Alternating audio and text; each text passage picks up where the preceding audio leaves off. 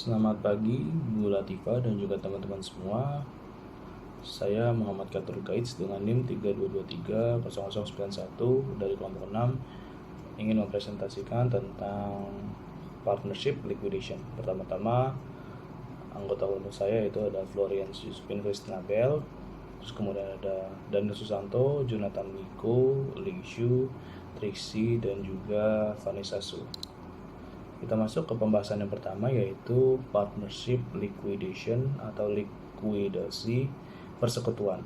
Likuidasi persekutuan adalah proses akhir dalam siklus hidup sebuah persekutuan di mana operasi bisnis dihentikan secara permanen, semua aset yang dijual, kewajiban dilunasi, dan sisa kas didistribusikan kepada para mitra.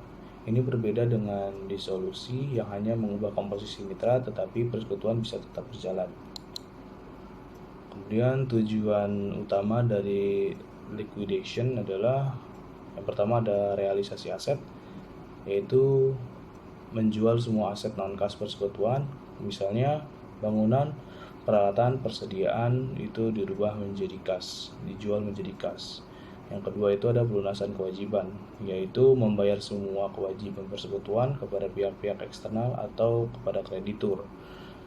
Yang terakhir itu ada distribusi kas akhir, yaitu mendistribusikan sisa kas kepada para mitra sesuai dengan saldo akhir akun modal mereka dan rasio pembagian laba ruginya.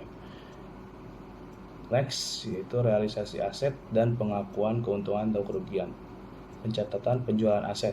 Ketika aset non-kas dijual, kas yang diterima dicatat dan selisih antara nilai buku aset dan harga jualnya diakui sebagai keuntungan atau kerugian realisasi, realized profit atau realized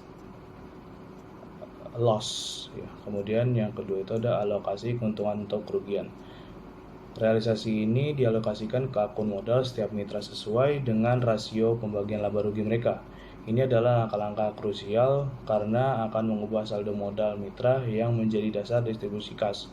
Contohnya yaitu jika aset dengan nilai buku $100.000 dijual seharga 120, maka ada realization profit sebesar $20.000.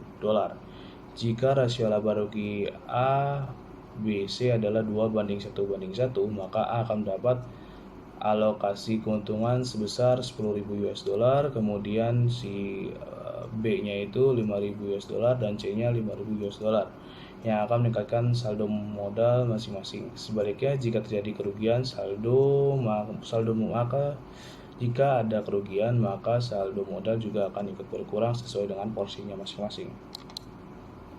Pelunasan kewajiban kepada pihak eksternal atau pada kreditur.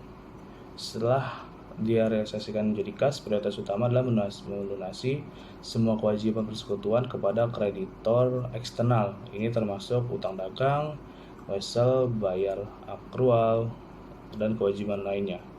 Klaim kreditor eksternal selalu memiliki prioritas tertinggi dibandingkan klaim mitra.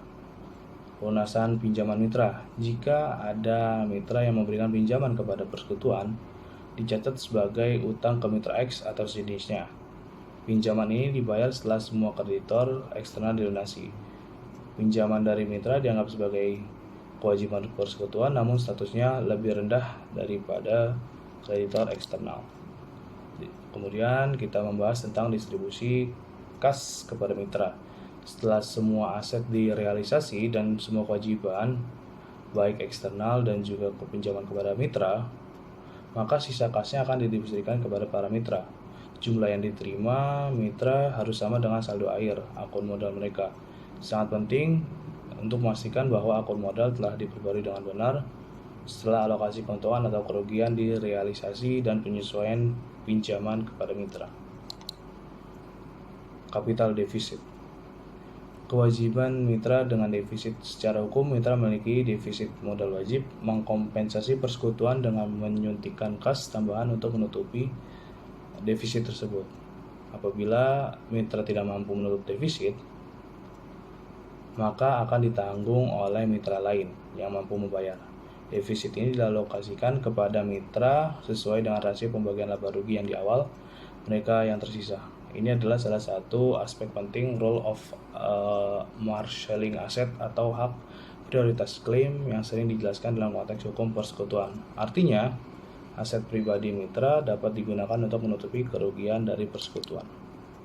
Liquidation of installment. Banyak kasus penjualan aset dan pelunasan kewajiban tidak terjadi sekaligus.